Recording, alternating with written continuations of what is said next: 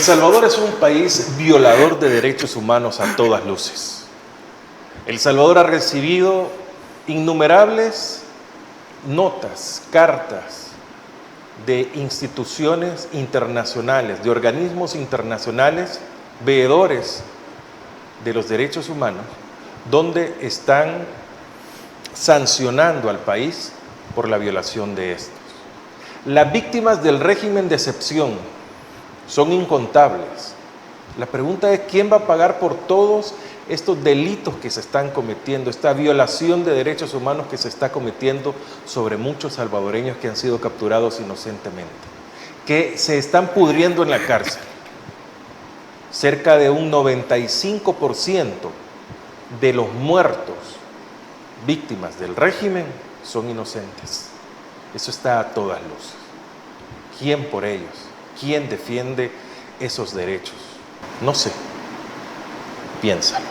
Buenas noches, soy Francisco Gómez. Qué gusto estar con todos ustedes en esta noche en Agape TV Canal 8, producción de Mix de Medio, retransmisión en 106.9 FM Radio, así que estamos cubiertos completamente.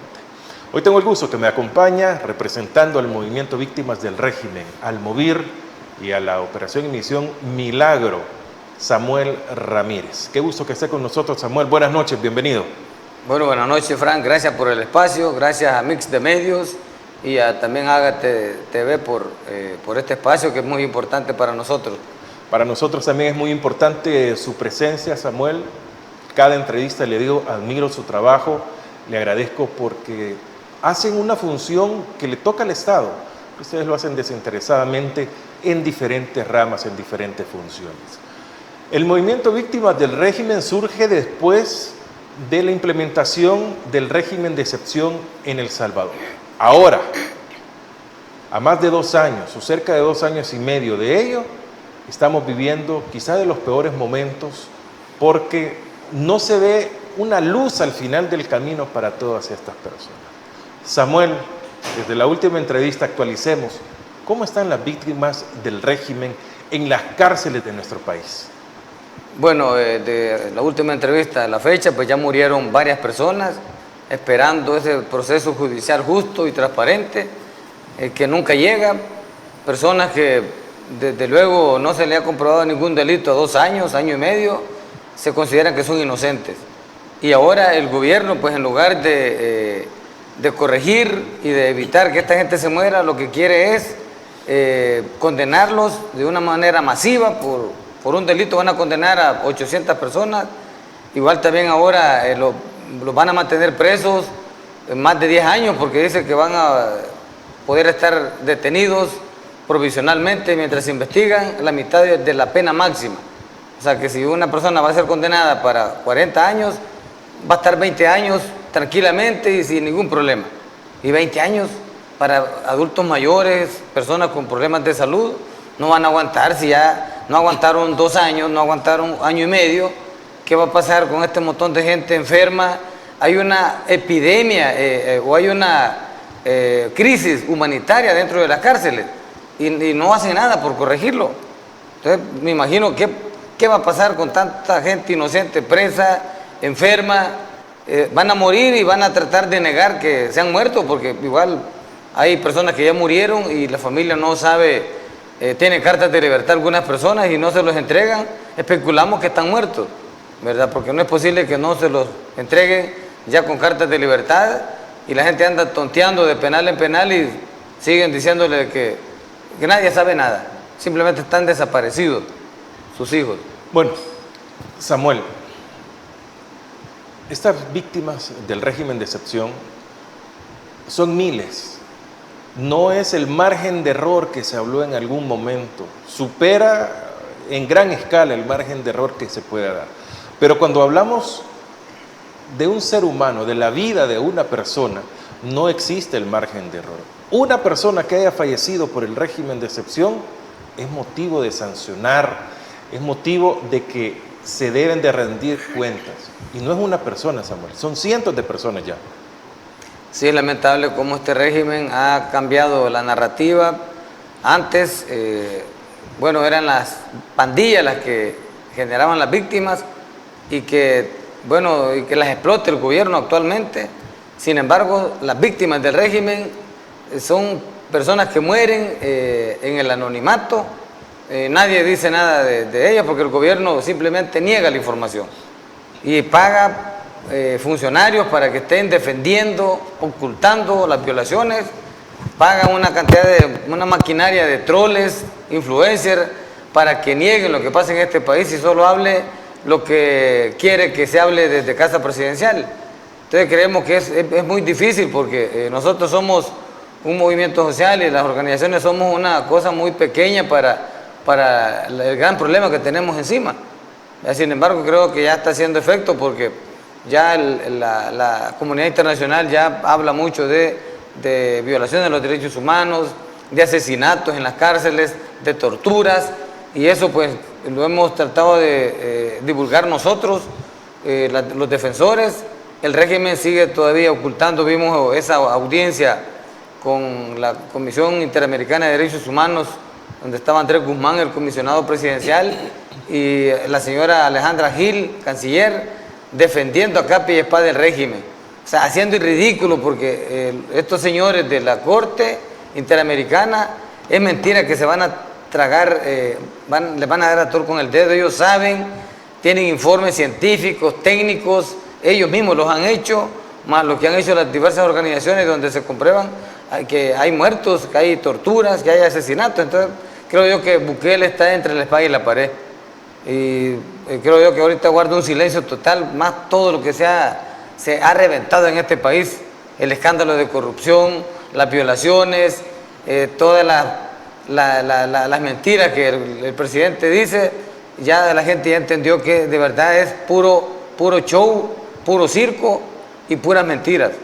A nivel internacional, Samuel, ¿qué instancias, no hablo específicamente del movimiento Víctimas del Régimen del MOVIR, sino que también hay organizaciones, por ejemplo el Socorro Jurídico Humanitario, Cristosal, entre otras, que también están viendo el tema del régimen de excepción de personas inocentes, de fallecidos, de todas estas personas que están sufriendo? Vimos hace, no sé, 1 o 2 días, un joven que tenía insuficiencia renal, si no me equivoco, y ha fallecido a causa de estar en la cárcel, el régimen de excepción, y que era completamente inocente. Pero a nivel internacional, ¿qué instancias se han tocado?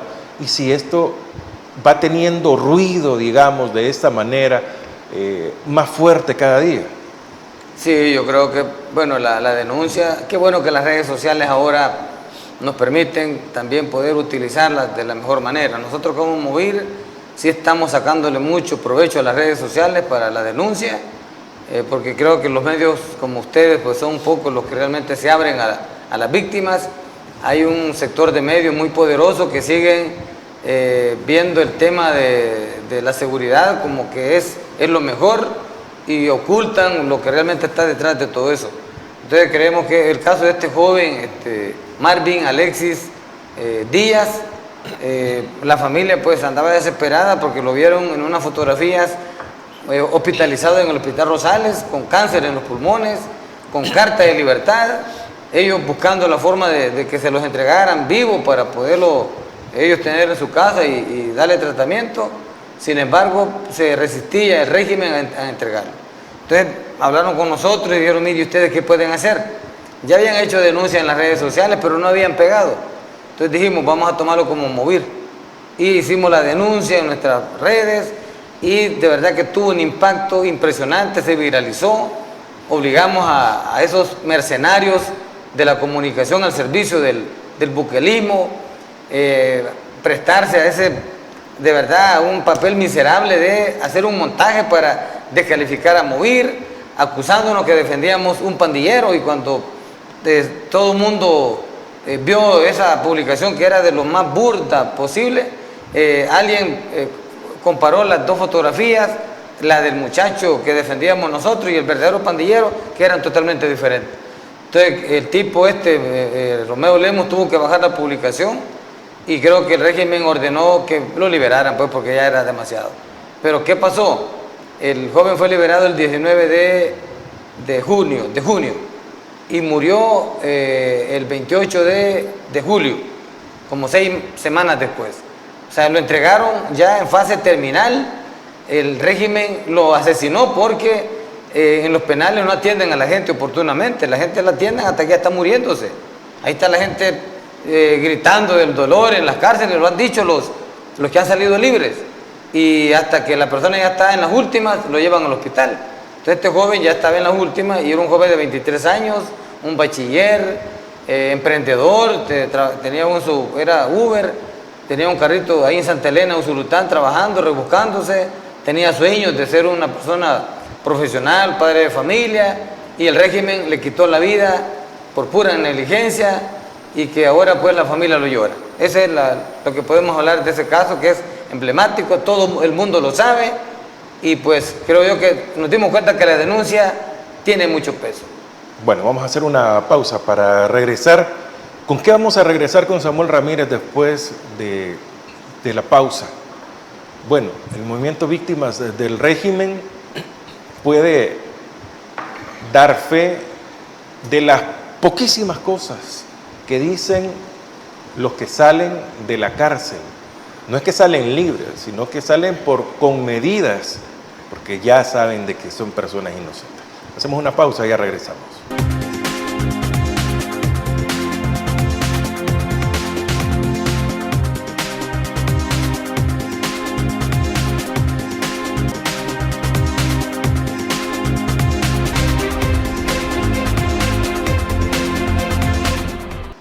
Buenas noches, continuamos en No sé, piénsalo, miércoles a las 8 acá en el 8, retransmisión en 106.9 FM Radio, la popular para todos ustedes. ¿Quiere participar con Samuel Ramírez en esta entrevista? Usted nos puede escribir en la caja de comentarios, ya sea de Facebook o de YouTube, así puede buscarnos como Mix de Medio, y allí tendremos la comunicación junto a Samuel Ramírez, que nos acompaña. Él representa al movimiento Víctimas del Régimen. Samuel, muy pocos hablan al salir de la cárcel. Uno por las condiciones de salud en las que salen, por las amenazas, por el miedo y porque hay un trauma. Pero lo poco que han logrado hablar algunos, ¿qué mencionan que han visto allá adentro, Samuel? Bueno, es lamentable, la verdad que el régimen sigue ocultando que hay torturas, y la gente que sale dice que sí, bueno, las torturas son diversas, desde caminarlos en grava caliente a mediodía sin zapatos, o de rodillas en aceite quemado, ¿verdad? O golpear a las personas adultas mayores que no tienen la misma agilidad para poder movilizarse como los jóvenes, hacerlos bañarse desnudos unos con otros por la escasez de agua. Hay un caso de un profesor que nos cuenta una situación que él fue capturado con su hijo y siempre anduvo con su hijo en el mismo lugar, y él tener que estarse bañando con él enfrente, los dos desnudos, literalmente. Eso es terrible, pues es una forma de tortura, ¿verdad? Y dicen que no hay tortura en este país, que las cárceles son modernas y que se trata bien a la gente. Entonces creemos que son situaciones muy graves. Bueno, hace poco nos llamaron que habían cerca de 10 personas libres en Izalco y que no tenían familiares que lo fueran a recoger. Nosotros pues como MOVIR pues, dijimos vamos a traerlo, paguemos un transporte y lo llevamos a dormir a un lugar seguro, y ahí, bueno, yo lo fui a recibir como a las 10 de la noche, casi 10:30, y esperamos a que la familia llegara hasta como a las 3 de la mañana, estuvimos ahí esperando a la familia que llegaron a recogerlo. La mayoría no eran del régimen, eran personas condenadas que pagaron su delito, pero tenían 8 meses, 9 meses con cartas de libertad que tampoco se hacían efectivas. Entonces creemos que el régimen ha afectado a todo mundo. Hay personas que ya cumplieron con su condena, ya pagaron ese delito que cometieron, algunos ni lo cometieron, sino que fueron capturados de una manera injustamente, pero cumplieron y no los quieren liberar. Siguen con la negligencia de seguirlo manteniendo en la cárcel. Entonces nos dimos cuenta con esos jóvenes. Bueno, un muchacho era amputado de una pierna, un señor adulto mayor, un señor que era tenía problemas de audición porque teníamos que gritarle para que escuchara, preso también. Yo digo, y una persona así cuando recibe una orden que se quite, que corra, que se mueva, no se mueve, a puro golpe lo hace que haga las cosas. Entonces creemos que hay tantas negligencias, bueno, vemos el joven Fidel Zavala, un joven valiente, muy valiente, heroico, muy respeto valiente para él, donde él dice frente a las cámaras: yo fui víctima de tortura, yo vi cómo torturaban a la gente. Sí. Menciona a un tipo que se llama, que son muy conocidos en los penales por torturadores, por personas que odian a las personas que están detenidas, y los ha mencionado y tiene nombres, dice que los reconoce. Bueno, está en la fiscalía, pues tiene en sus manos esta posibilidad de que puedan investigar y procesar a esta gente. Yo creo que, como dijo Andrés Guzmán, que aquí no hay denuncias, no hay nada concreto para poder darle seguimiento. Bueno, ya hay denuncias, señor Guzmán. Este muchacho ha dicho la verdad y ahí está la información, la denuncia en la fiscalía. Entonces, que ponga a trabajar al fiscal, que investigue y que se capturen a las personas culpables de todos estos daños causados a las víctimas inocentes. Hay mucho miedo. ¿Amenazan a las personas al salir de los penales, Samuel? Sí, la gente tiene miedo de hablar porque como salen con condiciones, tienen que estar firmando cada mes y mucha gente ha sido recapturada. Bueno, hay una mamá que me dice: mi hijo fue capturado ya por tercera vez, tiene 2 cartas de libertad y por el mismo delito, por agrupaciones ilícitas. Entonces, bueno, digo yo, ¿y qué quiere este gobierno? Si ya pagaron, si ya se comprobó que son inocentes, ¿por qué recapturarlos? ¿Por qué revictimizar a las víctimas? Entonces yo creo que estamos en un país donde hay un presidente que no le importa violentar todos los derechos, todas las normas, los tratados internacionales. Vemos una frialdad también de las organizaciones defensoras de derechos humanos internacionales, porque yo agradezco pues que estén dándole importancia al tema de las violaciones aquí en el país, pero no basta solo informes, no basta solo decir que aquí se violentan, hay que concretar con las acciones, que he dicho yo en varias oportunidades, de que estas organizaciones internacionales que han comprobado delitos, capturas arbitrarias, asesinatos en las cárceles y torturas, que pidan a los gobiernos amigos, progresistas, que ayudan a El Salvador, que pregunten para qué viene esa ayuda. Porque si viene para fortalecer más el régimen, para equipar más a la Fuerza Armada, para más show, para más información mentirosa, que mejor paren esa ayuda, porque lo están fortaleciendo y ellos también van a ser cómplices de todo el daño que ha causado el régimen aquí en el país.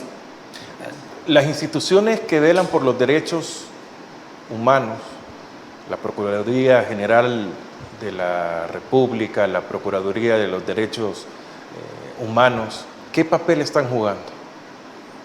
Nulo. O sea, la Procuradora en la PDH reciben a la gente porque es obligación recibirla, ¿va? Pero es una burocracia para recibir denuncias. Ellos tratan de cambiar el concepto de denuncia. Bueno, incluso hace poco nos acusaron a nosotros. Nosotros, pues, a propósito de que el comisionado presidencial tuvo un papel tan vergonzoso, tan cínico en una audiencia virtual con la Comisión Interamericana de Derechos Humanos, donde negó todo, que aquí se violentan derechos humanos, que aquí hay capturas arbitrarias, que aquí hay muertos en las cárceles por tortura, por asesinatos, por falta de atención médica. Entonces dijimos, bueno, como MOVIR vamos a visitarlo y le presentamos llamamos a las víctimas que íbamos a recibir todos los arraigos y las denuncias de la PDH, y que queríamos hacer un paquete después de revisar de que cumplían con los requisitos de que demuestran que son inocentes, pero faltaban, para algunas personas no habían puesto la denuncia en la PDH, y eso es muy importante. Entonces lo mandamos a sacar esa denuncia, a poner la denuncia y que le dieran copia. Entonces alguien dijo, no, me lo manda a MOVIR. Entonces la gente ya, algunas personas un poco molestas con MOVIR. Bueno, que MOVIR tanto que descalifique el trabajo de la PDH, pero sí hace uso de este recurso. Otras personas no, al contrario, los atendían mejor a las personas y les decían, miren, no, ahora hagan uso de esos espacios, de esos movimientos, porque aquí no es mucho lo que se hace. Entonces la gente la mandaban para Santa Tecla, la Sierra de la Libertad, si era de La Paz la mandaban para La Paz, para que les dieran la copia, por no dársela directamente ahí en la PDH, aquí en San Salvador. Entonces la gente ya no pudo presentar los documentos ese día, sino que se quedaron para un próximo paquete. Pero en concreto entregamos 77 paquetes completos a Andrés Guzmán, donde él tiene ahí para poder trabajar y averiguar, y al comprobar de que son inocentes, pedimos de que los liberen de inmediato. Entonces van personas con problemas de salud muy graves en esos paquetes, personas con cartas de libertad. Entonces el señor Guzmán, esperamos que haya una respuesta favorable. Ya nos contestó el asistente del señor Guzmán pidiéndonos que le aclaremos ahí una información duplicada, pero eso ya lo vamos a resolver. Pero creemos que tal vez nos escucha. Hemos pedido una mesa de diálogo y de resultado. No vamos a pedir una mesa de diálogo porque no basta solo estar hablando y no hay resultado. Una mesa de diálogo y resultados a alto nivel para poder revisar todos los casos que vamos a recoger en el futuro de personas que son inocentes y que deben de liberarse de inmediato. Bueno, vamos a hacer una nueva pausa. Está con nosotros Samuel Ramírez del MOVIR, Movimiento Víctimas del Régimen. Ya regresamos.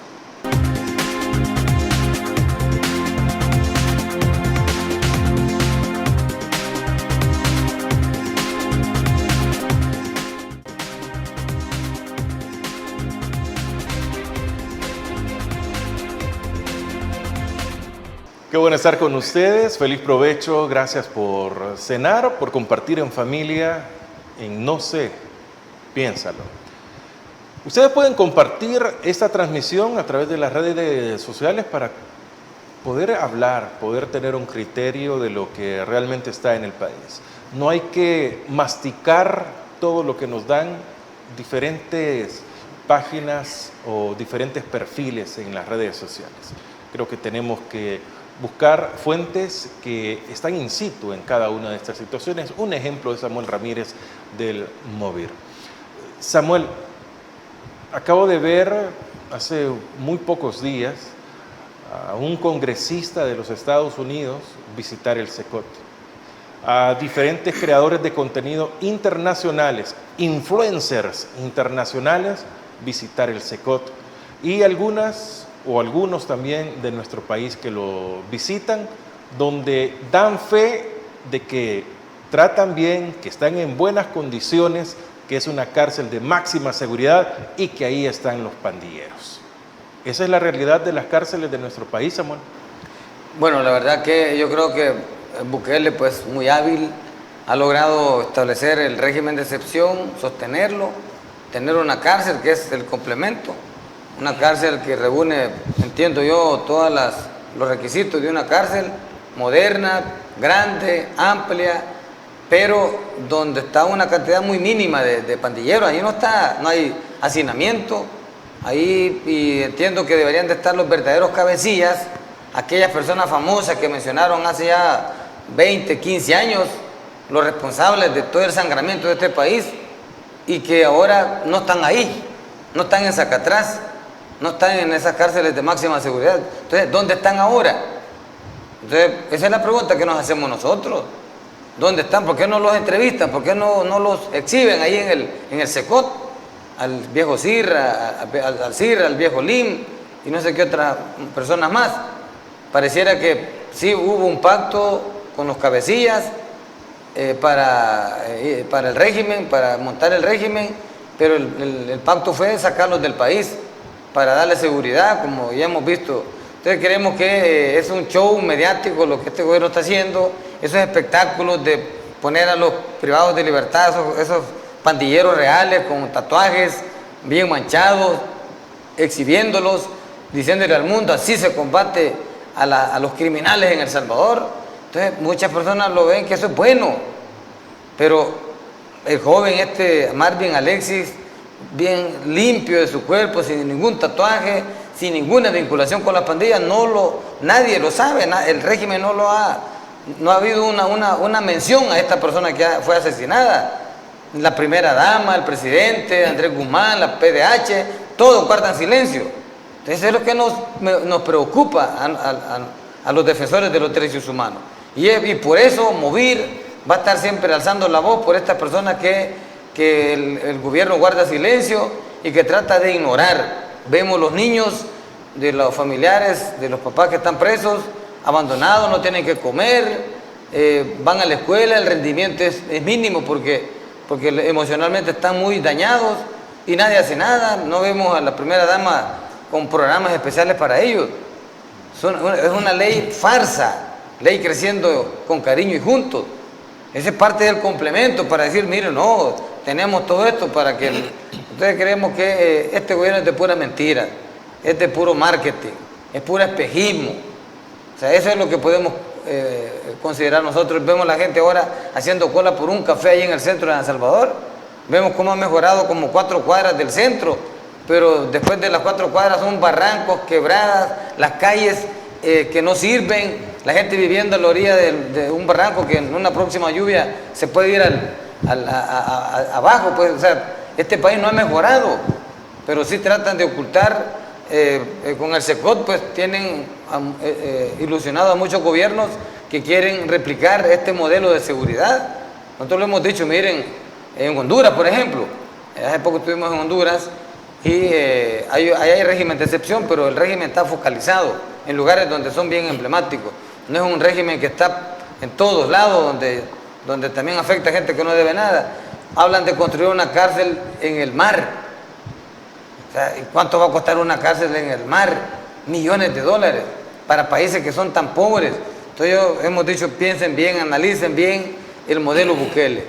Cuiden la democracia que tienen en su país, porque aquí de verdad no hay libertad, no hay democracia, y por eso pues el régimen hace lo que hace. Samuel, dentro de todo esto que está pasando, la coyuntura que está pasando, sabemos de que el régimen de excepción fue la mejor campaña adelantada que pudo tener el gobierno. ¿Cómo contrastar con la famosa libertad o paz? O tienen libertad o tienen paz. En las colonias, cuando han capturado realmente, no a todos los pandilleros, pero sí una buena parte de pandilleros. Pero el régimen de excepción dejó de ser para los pandilleros y se volcó contra la ciudadanía. Bueno, yo creo que si lo siguen manteniendo a 2 a 28 meses más, significa que es un régimen permanente, que ya no es para combatir pandilleros. Y Bukele viene hablando creo que en el primer año habló de que aquí ya estaba libre de pandilleros, que era el país más seguro, llamando a los turistas a que vengan a pasear, inversionistas que vengan a invertir, y pareciera que no es cierto, porque vemos gente asesinada, desaparecidos.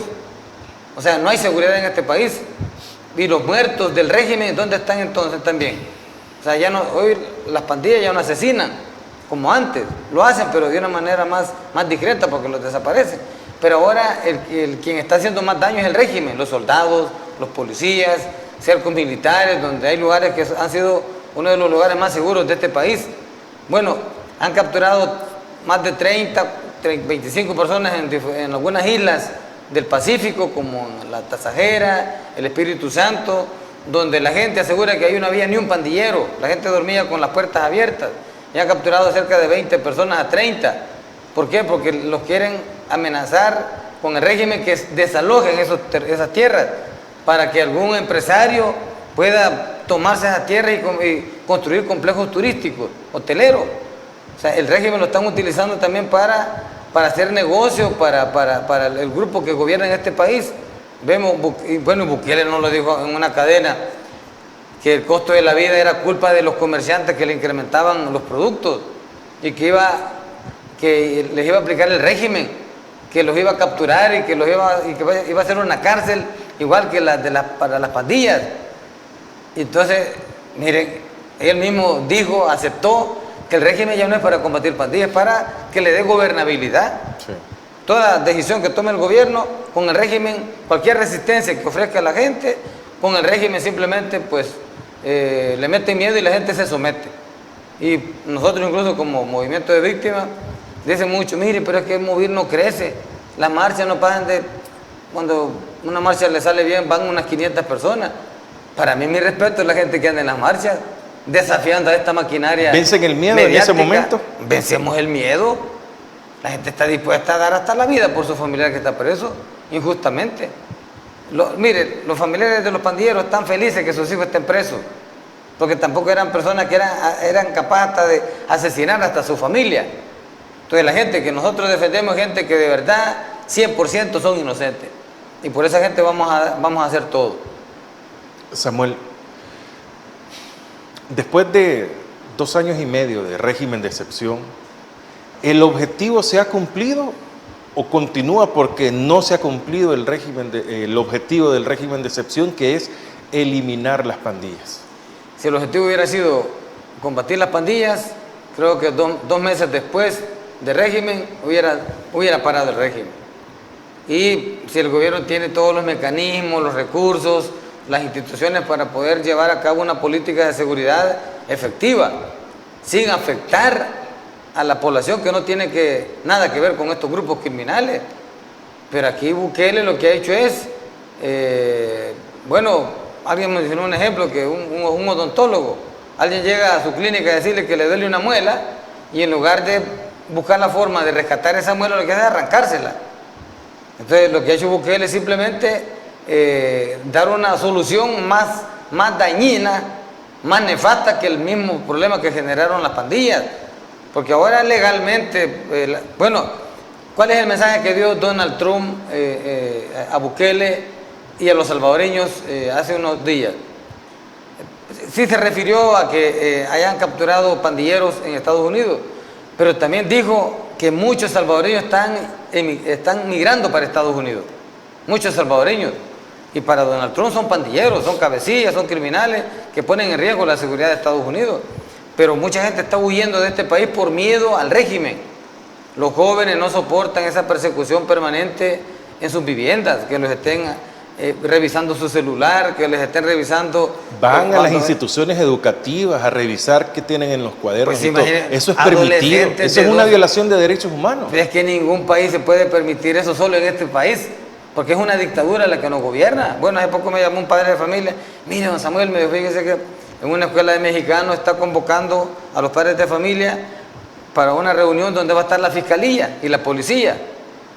Y la fiscalía va a ir a decir, a explicar la ley Creciendo Juntos, la ley Creciendo con Cariño y la ley procesal penal de reforma de menores. Entonces, mire, ese es el régimen, me dice, nos están amenazando, a nuestros hijos los quieren capturar. O sea, cualquier problema de mala conducta de un joven, ya no va a ser el profesor que va a poner la disciplina, sino que va a ser el régimen. Entonces, miren, ¿en qué estamos, pues? ¿De verdad estamos en un país seguro? ¿De verdad estamos en un país que todo El Salvador quiere? Yo creo que no, y por eso seguimos en esta lucha, desenmascarando a este régimen, porque lo que vende es una cosa y lo que hace es otra. Bueno, vamos a hacer una nueva pausa. Al regresar vamos a hablar de la operación y misión Milagro, o sea, la operación Milagro en nuestro país. ¿Eso desapareció? No, no desapareció. Le cortaron todas las alas, le cortaron los pies, le cortaron todas las extremidades, pero sigue vivo. Ya regresamos.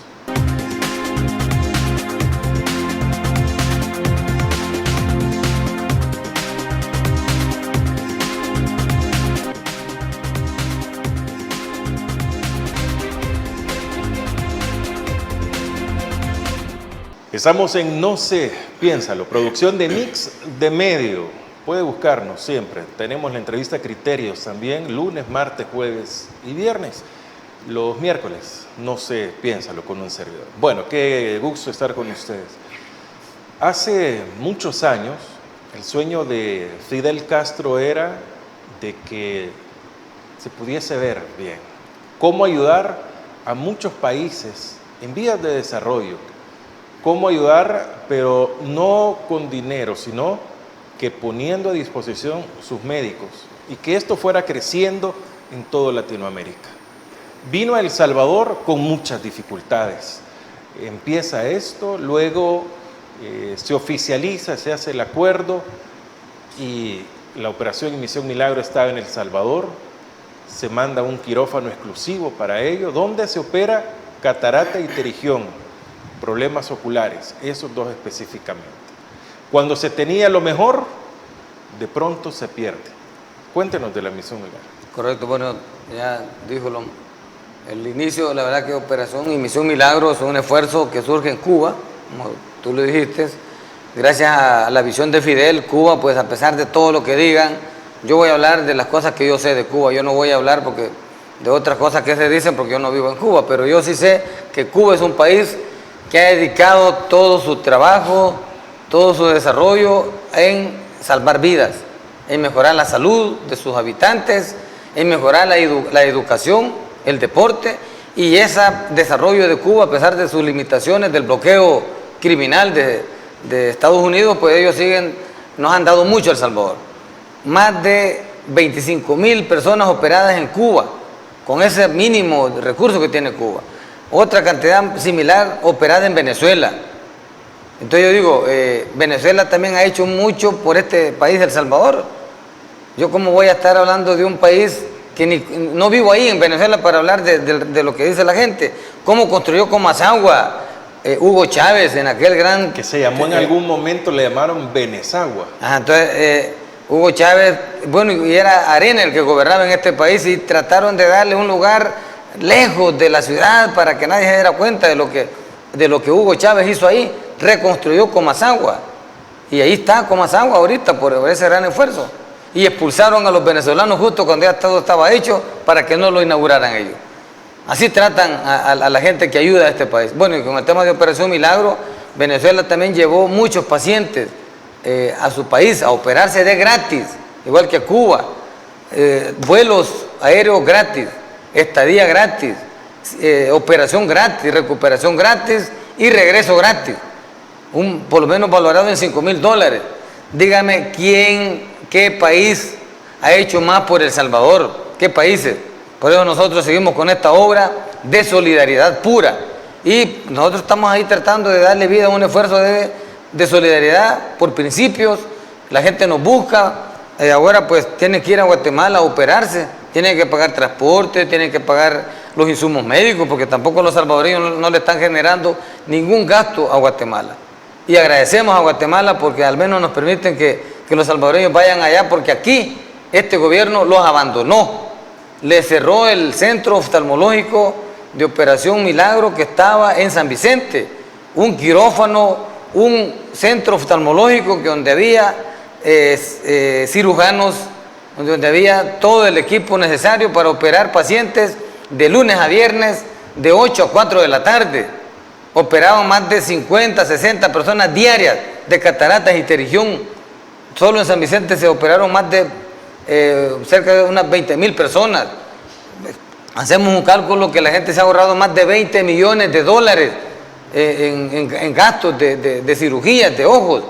Y las empresas de ojos, pues creo yo que sintieron que quizás les bajó un poco el negocio y trataron la manera de bloquear la brigada cubana a través de la Junta de Vigilancia. Y así fue como la Junta de Vigilancia pues declaró ilegal a la brigada médica cubana el 2019, el 12 de abril, y pues también estaba que Bukele había ganado la presidencia, había una transición. Bukele dijo en su Twitter de que él iba a mejorar este programa, que él fue testigo como en Nuevo Cuscatlán, él también liberó muchas personas de la ceguera gracias a este apoyo de Venezuela y Cuba. Lo dijo Nayib Bukele. Y resulta que ya estando en la presidencia se olvidó de esas promesas, de esos reconocimientos, y simplemente dijo, no, aquí no vamos a continuar. Aquí vamos a resolverlo con nuestros propios recursos. Pues ahí está, el quirófano se lo robaron, no sabemos qué se hizo. La gente va al Hospital Sacamil, donde dijo que iba a estar ese nuevo centro oftalmológico, no los atienden. Hace poco atendimos a un señor desde hace 3 años, anda buscando atención oftalmológica y no encontraba, hasta que llegó donde nosotros. Ya lo pusimos en control porque es diabético, es hipertenso, y nomás se controla y lo mandamos a cirugía, y le prometo que en menos de un mes va a estar operado este señor y le vamos a recuperar la visión. Esa es Operación y Misión Milagro El Salvador. Sin costo alguno. Cuando estaba instaurado y se hacían las operaciones aquí en el país. Aquí era todo gratis, solo el transporte pagaba la gente, ahí los exámenes médicos de sangre, todo era de gratis, porque ahí estaba en el mismo centro oftalmológico, estaba todo. ¿Qué gobierno ha hecho algo tan grande? Y esto no es problema ideológico. ¿Y por qué lo quitan? Esto es ¿Por qué no continuar si era de beneficio? Es que yo creo que la ceguera es ideológica. Bukele dice que él no tiene ideología, pero creo que ahí está claro que es una persona ideológicamente ciega, porque no le importa sacrificar a un sector de la población ciega por los intereses ideológicos, por los compromisos que él pueda tener quizás con otros países, lamentablemente. Ahora, Samuel, ¿cómo hace la población ahora? Porque la operación no se ha esfumado completamente de El Salvador, pero ¿hay algún método todavía para poder accesar e ir a otro país?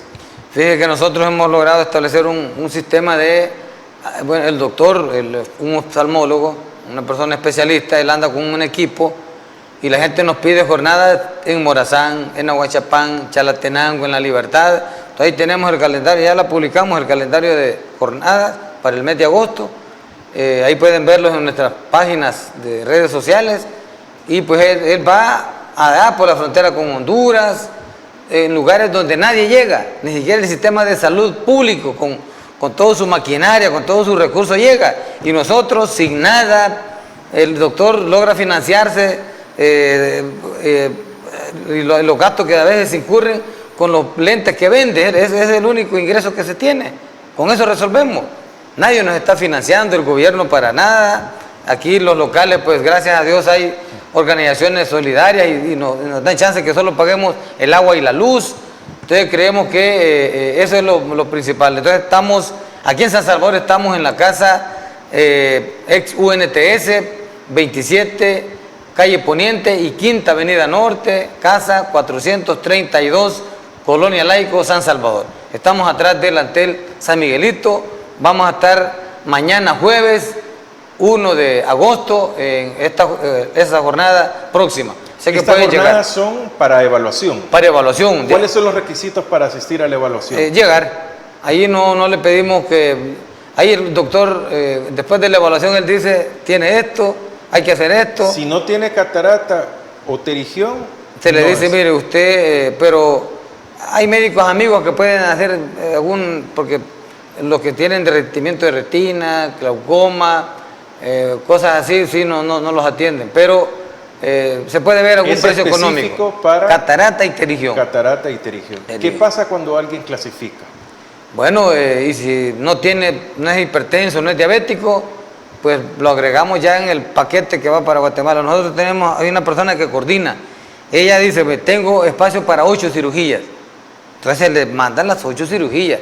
La gente no va a Guatemala a esperar si hay espacio, no, y la gente va solo al quirófano, se opera, medio se recupera y se regresa a El Salvador. La señora, pues, ella lleva su transporte, la gente va cómoda en un microbús con aire acondicionado, algo apretadito, pero el costo del transporte anda por, creo que $35 por persona, porque va acompañante, ida y vuelta. Son como $70 por las 2 personas, ida y vuelta. Es el transporte y los trámites migratorios. Y luego los insumos médicos, que es todo lo que tiene que ver con el lente intraocular, el bisturí, el algodón, el yodo, todo lo que usa el quirófano. Eso lo pone la red. Y también el paciente. Y también se le deja una parte a Guatemala, porque también esos quirófanos allá carecen de recursos. Entonces, los salvadoreños a veces están subsidiando a algunos guatemaltecos que no tienen, o sea, allá es de gratis, pero por la limitación de estos recursos no se opera a la gente que debería de operarse. Entonces, con el apoyo que dan las víctimas o los pacientes salvadoreños, se operan a guatemaltecos también. Bueno, vamos a hacer una pausa. Al regresar vamos a hablar de las plazas en la Asamblea Legislativa. Escasos minutos vamos a hablar de eso. Quiero conocer la opinión de Samuel Ramírez, un luchador social a cambio de que tengamos un mejor país. Ya regresamos.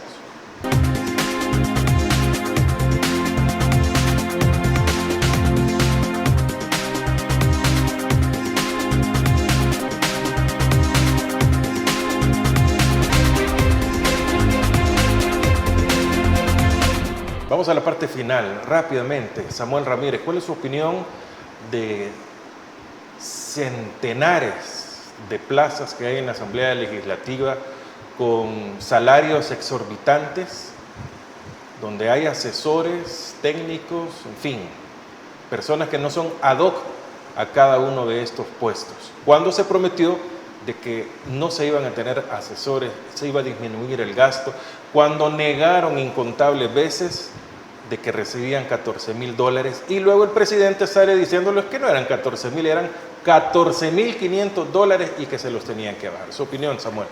Correcto, sí, yo creo que otra contradicción del presidente Nayib Bukele, yo lo escuché personalmente, su propia voz, decir de que él iba a cambiar la forma de hacer política, que él estaba harto de esa política asquerosa, de favoritismo, de lo que ha sucedido en la Asamblea Legislativa.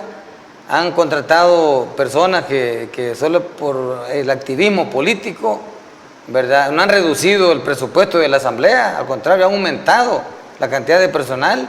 Han contratado, bueno, hoy solo para el tema de redes sociales han contratado una cantidad enorme de personas, camarógrafo 1, camarógrafo 2, camarógrafo 3, el que le lleva la agenda, el que le lleva la cuenta de Twitter al diputado, la cuenta de Facebook. Es un despilfarro de recursos, hombre. Y la gente muriéndose de hambre, el costo de la vida.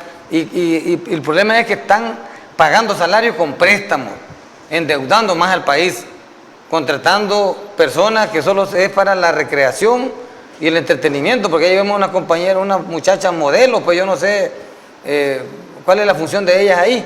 Entonces es verle la cara de nuevo a la población salvadoreña, pero yo creo que esto sí le ha generado mucho problema al gobierno, porque ya no pueden ocultar, ya no pueden tapar el sol con un dedo la corrupción que hay en este gobierno. Imagínense que sepamos cómo todo el degenere que puede haber en el Ministerio de Educación, en el Ministerio de Salud, en Casa Presidencial. O sea, eso sería terrible.